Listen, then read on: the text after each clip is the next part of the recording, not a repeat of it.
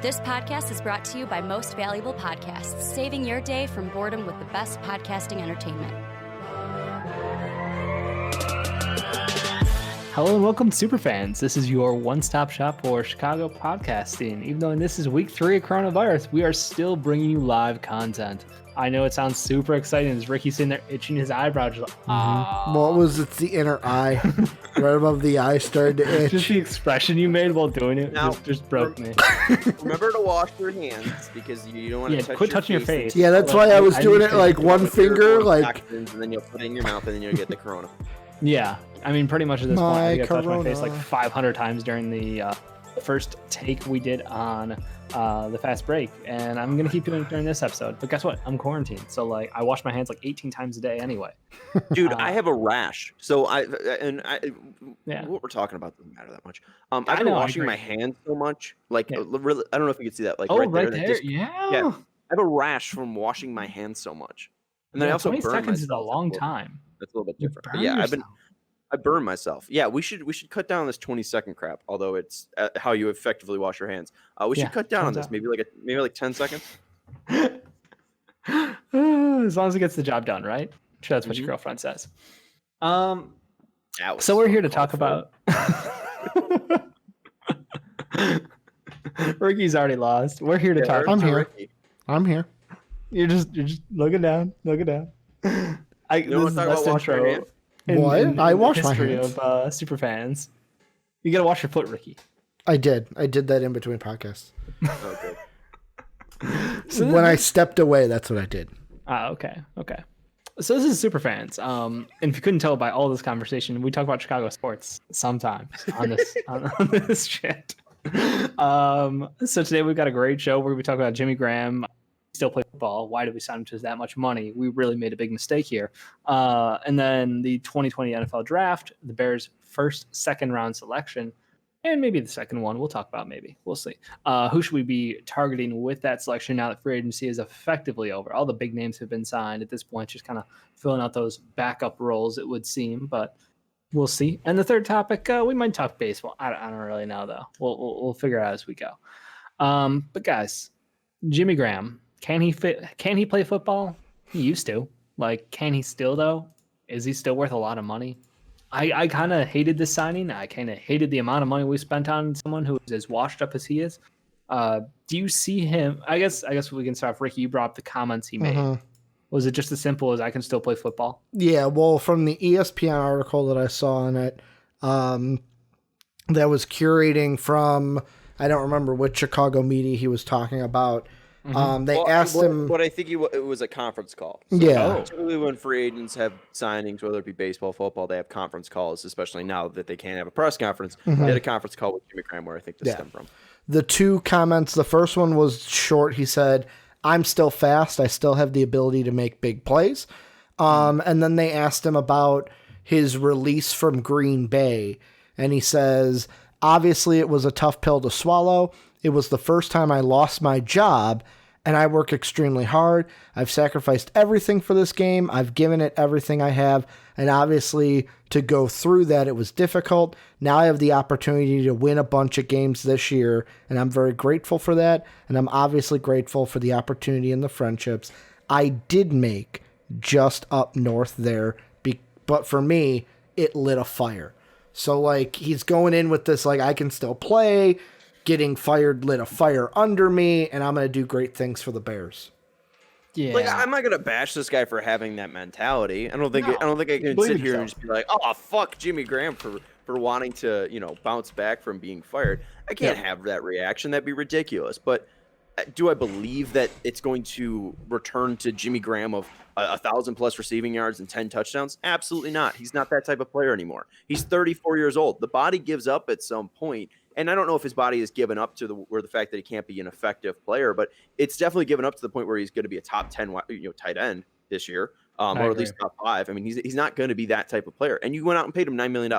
Like Last year, he that's had 38 receptions for 447 yards and 3 touchdowns. And that's the thing too. Like, the $9 million is ridiculous just for the lack of production over the past 9 years. The no trade clause is somehow more ridiculous. You were talking to Dave about how you dislike the signing, and somehow it keeps getting worse. Like everything that comes out about it's like, oh, now he has a no trade clause. That stuff I really don't understand. And then obviously the other contracts that were signed for similar amounts of money, like Emmanuel Sanders and Eric Ebron, like those are the ones that really pissed me off. But the thing with the Jimmy Graham comments is like, do I still think that he can be effective, playing football? Yes. I mean, I think that in his time with Green Bay, it was 3 years, right? 2 years? He had 2 years in Green Bay. And I think he had 10 touchdowns, right? No, he only 7-3? had 5 touchdowns total. So he only had 2 touchdowns the year before that? Correct. I mean, it just like 600 yards, 2 touchdowns the him, year before. Yeah. Yeah, everything I've heard about him is that he's going to be a good red zone threat still. That he's still got strong hands. He's still going to be able to be making plays in the end zone. He's still going to be making plays around the goal line. Like that's the thing that we need. His last 2 years in Seattle, though, he had 6 and then 10 touchdowns. Yeah, well, that 2017 year was like magic in a bottle for Seattle. Like Russell Wilson was whipping everything at the end zone at him. Like that team worked well because of Russell Wilson. Jimmy Graham had his the best year at the end of his career. In my mind at that point, like I look at his stats and I'm like, I mean, is he really going to be like that an upgrade over Trey Burton on our team? No. Well, the thing is that Healthy, they're hoping that Trey Burton will be back and that they'll be able to run Jimmy Graham and Trey Burton, which I don't really hate. But the thing is that it's how much money is being put into both of them. That's the issue with this. 5 tight ends under contract, 6 tight ends under contract 9. now. We have 9. We have 9. Yeah, we have 9 tight ends. Oh, that's right, because the end of last year. Yes. Yeah. Jimmy Graham, Trey Burton, I believe Ben Bronacker's still on the team. I think Jesper Horsted's still on the team. They signed Demetrius Harris as well. They signed the kid. There was another kid. He was cut from the spot rack. JP Holtz. Spot rack has Burton, Graham, Shaheen. Shaheen. I forgot about Shaheen. Harris. Bronnecker, Schaubert, Clark, and Raymond. Oh, Dax Raymond. Okay. Dino Boyd. I don't know who Dino Boyd is. Yeah, they don't have Dino Boyd on here. Oh, I'm sorry, he's a tackle. I went one below the tight end. Yeah, but I mean, we have 9 tight ends and none of them are good. Yeah. It's just, and the thing is, we look at we look at the Jimmy Graham and just his career. He's played with Drew Brees, Russell Wilson, and Aaron Rodgers.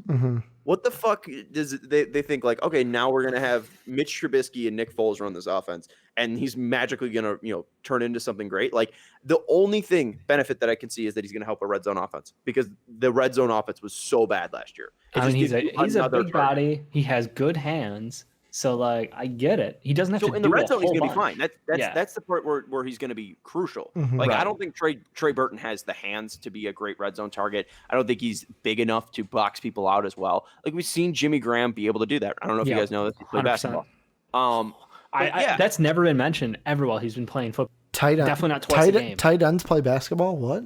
Yeah. So I think the biggest thing with the Jimmy Graham thing is I don't trust him to bounce back at all, but if he's able to catch 5 touchdowns or 6 touchdowns, like I'd be happy with that because that means at least we're converting in the red zone. That'd be a lot of touchdowns for him and for us. Like that's the thing. Like I have very low expectations. Like I'm looking at this as like if he can repeat what he did last year, I would be okay. Like, am I happy we're paying him this much money? No, but at least we're getting some production out of him. 40, if he gets 40 catches, just shy of 500 yards and like 4 touchdowns, 3 touchdowns. Yeah, sure. Am I going to be pissed that Emmanuel Sanders will have like ridiculous numbers compared to that because he's playing with one of the best offenses in the NFL, but for less money? Yeah, no, I'm going to be a little pissed, just a smidge. I think that's what hurts the most is no matter what he does for the Chicago Bears and Jimmy Graham, it doesn't matter because it's only going to be compared to the people who we didn't sign. Yeah, and I mean, I'll say this right now. I don't think it's going to be that much of a hot take, but Eric Ebron's going to blow him out of the water this year. I mean, 2 years, $12 million. I absolutely think Ebron, I think Vance McDonald are the 2 tight ends. I mean, they're going to be more productive over there. Like if we're looking right now at Jimmy Graham and Trey Burton, who are making more money than Vance McDonald and Eric Ebron right now in Pittsburgh, that's going to be a better tight end group. And you're spending more money on it. And that's the issue where it comes back to Ryan Pace year in and year out. Like, is this guy smart enough to be a GM? He shouldn't be he allowed to making the right draft moves? offensive talent or trade for offensive He talent shouldn't or be sign allowed to offensive do it. talent. He is half of our I mean, team. He can talk Anthony defense. Miller looks good, and he drafted him. In the second round. Like, Yeah. I mean, I think if we looked at every one of his offensive picks, I think I can name you the ones that it worked out. Tariq Cohen, and that's an iffy one. Anthony Miller. That's it. Daniels, Mitch hasn't worked out. James Daniels too early to call, but he still looks athletic enough, so I don't think he's that bad of a pick. But those are the three guys that I think you could make an argument. Over the past 5 years, those are the three guys that are still left. Well, and that's why, like, for Jimmy Graham, I wonder, because of the wideout situation, and Sean, before we started, you were saying how, like, the Emmanuel Sanders deal kind of, I don't know if you said got you upset, but it's like one of those, like, wait, we couldn't pay him what he was getting from the Saints? Like, we couldn't have offered him that deal? And with the wide receivers you have right now, is Jimmy Graham just going to be he's our red zone specialist, or are you going to expect him to basically, the year I'm looking at is kind of like his, what was it, the 2016 year in Seattle, where Doug Baldwin had 94 catches, but Jimmy Graham was right behind him with 65. Is that going to be what you look for the Bears? Because really you have Robinson and Anthony Miller, and then hopefully Ridley steps up this year. Better chance like Wims, but yeah. Yeah, I mean, the thing is with at least, you're talking about what Jimmy Graham can do, right, and how it compares to the wide receivers. I think the issue is, at least they have 2 U tight ends, is what they call them, and those are the guys that are the receiving threats. Jimmy Graham isn't a good blocker. He isn't like a Gronk, who was a great pass catcher and then also a great blocker. He was always a great athlete, and that's what he did. He's too old to be doing that now. Like, he's too old to be that great U tight end that's running down the field and catching 70 balls and over 1,000 yards and 10 touchdowns, right? It's not in his prime anymore. So you got a watered down U tight end. So really the hope is that Trey Burton works out. And if Trey Burton's working out, then that's going to take pressure off of Allen Robinson. It's going to take pressure off Anthony Miller. It's going to take pressure off of, Riley Ridley if he's around. It's going to take pressure off of Wims if he's around. But I still don't think they have enough playmakers to actually make a difference, right? They have David Montgomery, but they barely use him in the right way. Tariq Cohen was awful last year. Robinson was the only offensive player that you could look away and be like, holy shit, he had a great season. Yeah. There was one player on this offense that you could say, great season. I don't think you could look at any other player and make that argument. And that goes to Matt Nagy, yes, but it also goes to Ryan Pace and the fact that he has not been able to find talent on this offensive side of the ball. And you could look at the defense. He's done a phenomenal job there, but that doesn't mean that he should still be the GM of this team. And obviously it's too late to fire him now, but I think it's a worrying issue because we have this great defense, right? But what the fuck is it ever going to lead to if he can't find a single, couple of guys? You can't find 2 or 3 guys that can make an impact on this offense. Anthony Miller, while he still had a decent season, was still being talked about by the coaches and by the GM needing to step up and needing to learn the offense and needing to, really be sharper in and out of practices. They don't have guys right now that you can rely on and be like, all right, if we come late down, crunch time, this guy is the guy we're going to go to. You have Allen Robinson. That's it. No, Yeah. it's a true statement, and I agree. We are only gifted at going after one side of the ball, and as far as our offense is concerned, I know scheme wise we've had to switch a couple things around from the game plan for Nagy, but like I agree, at some point you just don't have the talent on the field to pull off what he's trying to do, and I think Jimmy Graham, as much as I think he's diminished, I still agree. Like he can still be tall. He can still be able to push off guys in the end zone and be able to pull in touchdowns. So like my expectation is, we're going to see a couple of these double tight end lineups with him and Burton or him and Shaheen out there. And for the most part, if Burton can stay healthy, he's going to be moving the ball for the gross majority of the middle of the field. And then when it comes time to hit the red zone, we're going to see heavy dose of Jimmy Graham lining up out there, whether it is just as bait or as, an attention grabber for teams. That's fine. If it means that Allen Robinson can make an extra move and not be double covered, or Miller can come across the middle, like that's fine. As long as we can get value out of him for what we had the whole goal here is the touchdowns. Like it's an entirely a red zone move. Yeah. So as long as he can draw some attention in the red zone, it will be worth it. I mean, the cost will never be worth it unless he has like a miracle year, which I don't expect. So I think the biggest issue too with all of this is that, like with Burton and Graham, I don't think they could be on the field at the same time, right?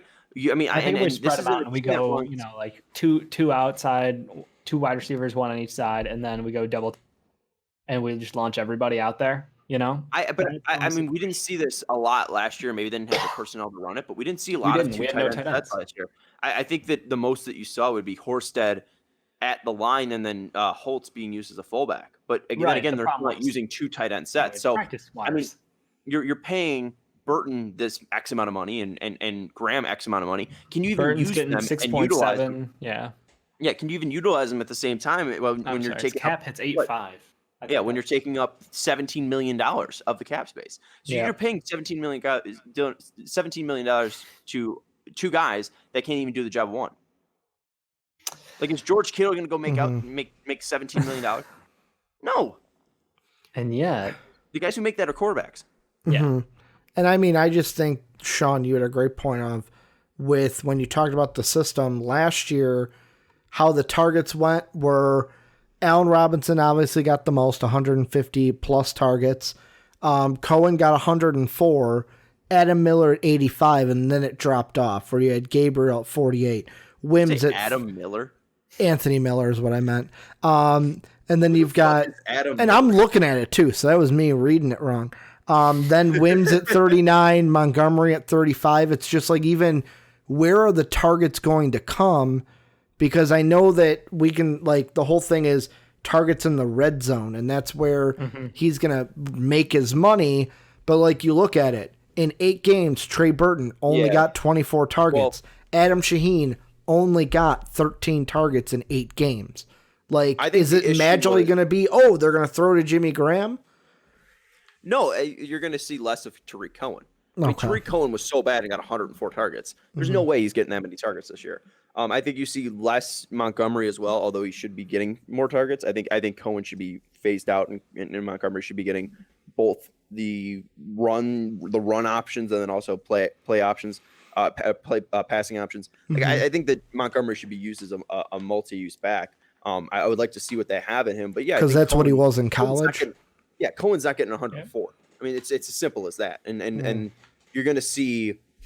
Because, I mean, he was kind of their check down guy this entire year. And I think that you're going to see Burton be their check down guy and Graham be their check down guy. So I think that's where it just comes from. You just hope that Mitch Trubisky can throw the ball more than 7 yards. That's for the most far offense get past there. Then we're in good shape. Or Nick Foles. Yeah. Whoever is the quarterback. But I don't think either are great options, and I don't think Jimmy Graham is helping either guy. All feels a little hopeless here, boys. I mean, it does. I mean, you look at what they've done on the offense, and this is something that obviously isn't the topic, and this might play in more into what they're going to do with the 43rd pick. But Jermaine Ifedi from Seattle, like the Seattle fans either love this guy or hate him. He had 29 personal. I had the tweet pulled up. I'm gonna pull it up, not be an idiot. But I mean, this is a guy that he had 29 false starts and 12 holding flags in the last 4 seasons. Like, this is a guy that we are begging to hope that busts from other teams' first rounds are going to help our team. And that's what we're looking for in this. We're looking for the bust that Jimmy Graham was in the Packers to come help our team. We're looking for Jermaine Ifedi to be the bust that fixed our offensive line. We're looking for Nick Foles, the bust of the Jacksonville Jaguars, to fix our quarterback room. We're looking for the bust of the Cincinnati or the Kansas City Chiefs and Matt Nagy to fix our offense. The bust of the Steelers, secondary, right? Oh, Artie Burns. Yeah. Artie Burns. That one I'm a little iffy on because, I mean, he might just be a guy that they cut. But he's cheap. Like, they didn't sign him to a big contract. Like, they're holding back Ifedi's contract number because I think it's stupid big. Oh, they know Bears fans are going to be. They know Bears fans are going to be hella mad. Yeah, probably. Oh, it's been a fun free agency period for the Bears. Whole lot of swearing, whole lot of yelling. At least we got Robert Quinn. There's that. We hit one thing well. Credit to us on that part.